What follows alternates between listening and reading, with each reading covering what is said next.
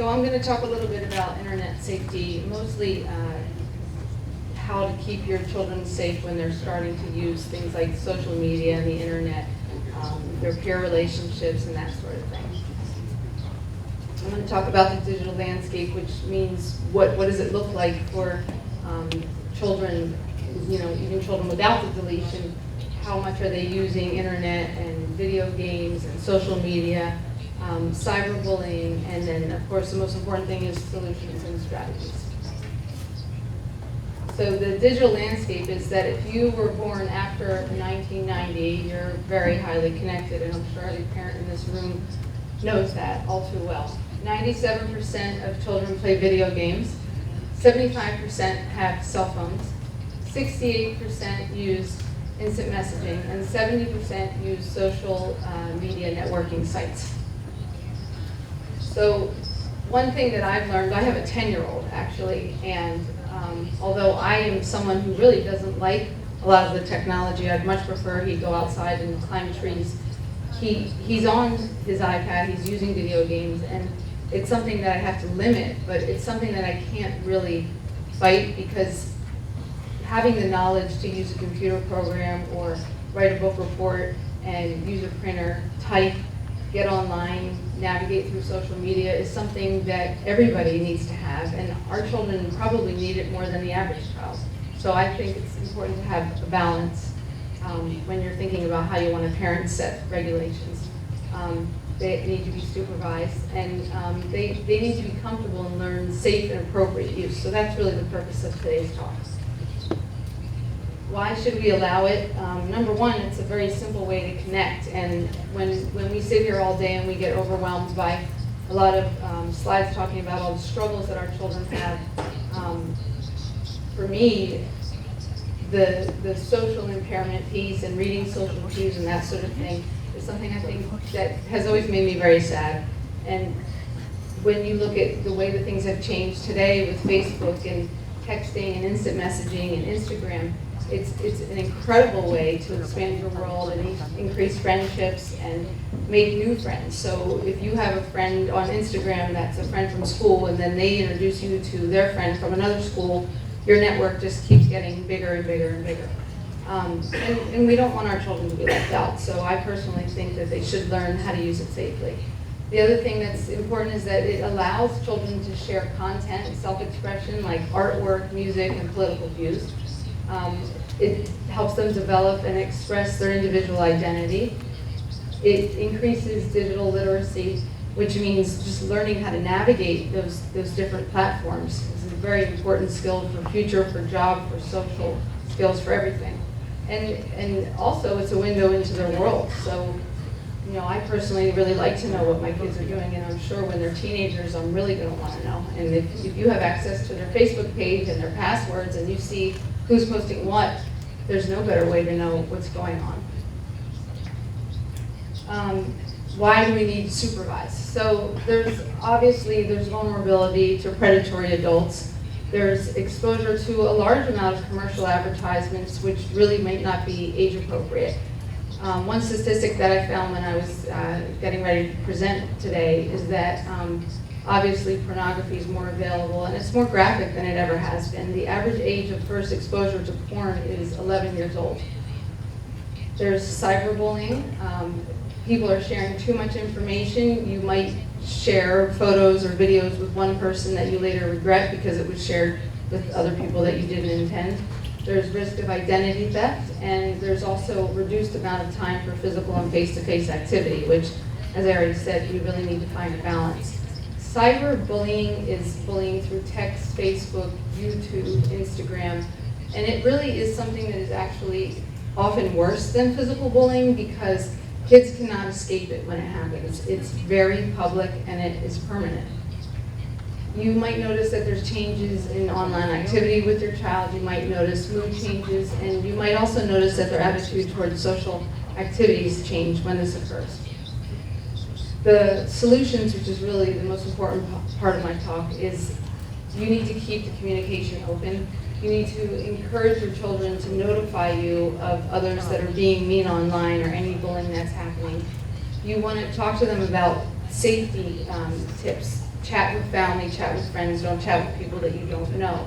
Encourage kids to notify you if anyone ever wants to meet them offline. And many of these things sound extremely obvious, but it's always a good reminder, especially when they're getting into that preteen and adolescent age, to think about how you want to open up these conversations and how you want to regulate it and how to find a balance between their privacy and their safety. You want to remind them that before they post a text or an image or a video that it's going to be permanent and they really need to think about what it means and what they're saying. And I think for our children, that's one of the most important things to try to teach them. The other most important thing is that you yourself, you need to get savvy and you have to be interactive. I will admit to you that I personally am not extremely comfortable with a lot of Facebook and Instagram things. I've learned because of the foundation work, I'm on Facebook quite a bit, but I don't consider myself a very technical person. But if you don't learn how to navigate these platforms, you're not going to be able to follow what your child's doing and you're not going to know if they're safe. So even if it intimidates you, you need to take the time to figure out how to use it so that you can monitor it. You should know your children's username and passwords, and you should check them regularly. You should teach them not to share their passwords with other people, and you should also know if they have decoy social media accounts. There's many teenagers who have more than one Facebook site. Mom knows the one where all the pictures look really nice and they're doing everything perfectly, and then they have a completely different site. So the other thing is privacy settings. You want to restrict the information. You don't want to use full names. You don't want to use phone numbers or locations. And this has to do with when you're setting up the accounts and then also anything that you're sharing. You can disable location, geolocation on all devices, games, and accounts. Privacy settings to friends only on Facebook. You want to approve and check all of their Facebook friends and their followers on Instagram. And then you don't just do it once. You have to go back and you need to revisit it. And you need to block people that are inappropriate that you don't want them to be friends with. You need to set rules. You have to ask permission. The children need to ask permission to post photos of their friends. You want to avoid photos that reveal locations of where they are, home or school. Use blocks on social media, and you can also do that on email. When your child sets up an email account, you can actually block who's sending them emails. On Facebook, you can make a setting that has no new friend requests, so that you're the one going on and approving each friend that they have. You want to also avoid anonymous sites. In the U.S., there's a very popular site called Ask FM, which is a social media site where teenagers post questions to one another, and it's an extremely dangerous site that there is a lot of cyberbullying occurring on. So many parents of kids who don't even have 22q deletions do not allow their children on that website. And the other one is this Snapchat, which they just developed now, where your picture will disappear in 10 seconds and people think that that's safe, but you can still take a screenshot and it's permanent. So the children, they need to understand that, and the parents need to understand that. A lot of the information for today's talk actually came from this resource, internetsafety.com. And what this is actually a contract that you can sign with your children to regulate their time and their safety rules, and just to use as a platform for discussion in terms of what you want the rules to be with their internet use. And how to keep them safe. So this is not the only contract. There are many online. There's many online resources, which I'll share at the end of the talk. It was just one that I found that looked very clear. So this is a good website, internetsafety.com. We talked about setting rules and consequences, and that goes across the board for behavior for our children. When you have a child that has attention deficit disorder, I find, especially for my son, they really like to play video games because it's something that gives them immediate reward. And when you have a child that has attention deficit and impulse regulation problems, that's really, in my opinion, one of the worst things for them to be doing. Because you'll notice when you tell them to put it down, you actually create a lot of anger. And so you have to set rules and really enforce them. For my son, he has 30 minutes a day, and if he doesn't give me the iPad when I tell him to, then the next day he loses it. So you want to establish limits. The pediatricians recommend no more than 2 hours a day for all children, which is actually, I think that's a lot. That's my summertime rule. That's not my school day rule. You want to establish a central place for all of the devices. So this is really important for teenagers who might say goodnight mom and dad and go to their room at 10 o'clock at night, and if they have a cell phone or they have an iPad in their room, they could be on Facebook and Instagram till 3 in the morning doing you don't know what. So you plug it in the kitchen and you think it's safe, they may go down and take it out of the kitchen. So there's a lot of parents who actually tell me that they put it in their own bedroom. So as long as it's a secure place, I think that's a really important thing, is to collect them at nighttime so they're not doing it. And of course it affects sleep. So we all know that if we let our children play video games right before bed, their mind is just not able to rest as easy. And most experts recommend cutting it off no later than 7 p.m. There's a lot of parental control software on the market, and this one, I'm not here advertising it. Actually, there's many. I'm just using it as an example. It's a comprehensive packet of family internet safety, and many of the different software tools have monitors for websites, filters for safe websites, downloading music that has content that you wouldn't want your young child or even teenager to listen to, social networking monitors. It posts personal information. It blocks certain social network sites.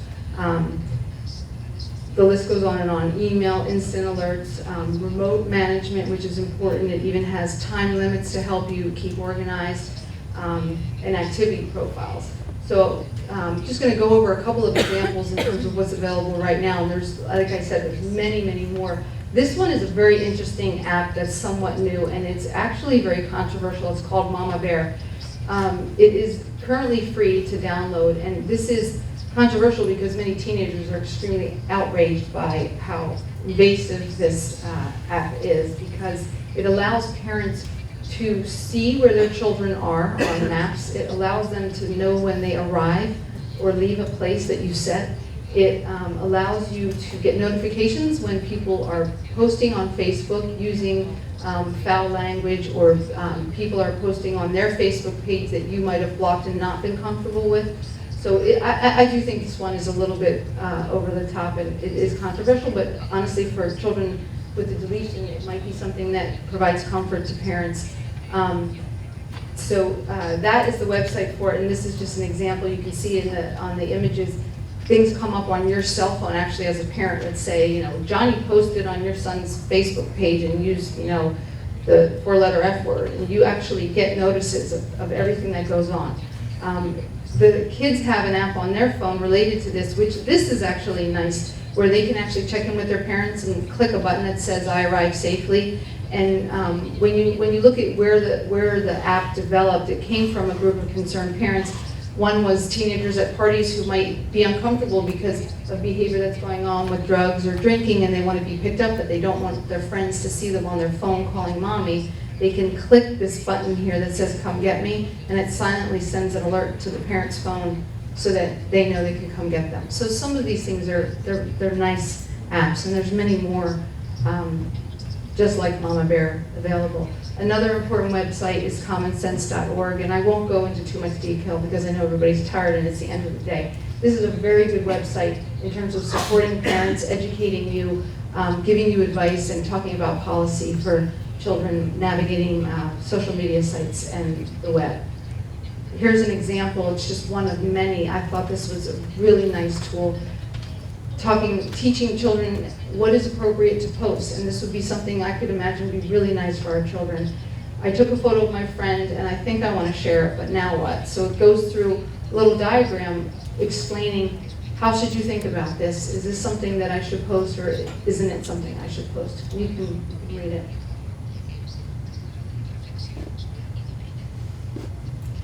Another really good resource is a book that is also downloadable called Own Your Space, and it's an internet savvy guide for parents and educators, and also for teens themselves. You can find this anywhere. You can find it on Amazon, on the web. Another website is called connectsafely.org. This one is similar to the previous one.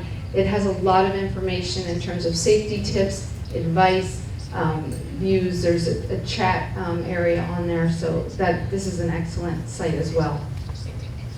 And then the last thing I always like to remind is unplug and play.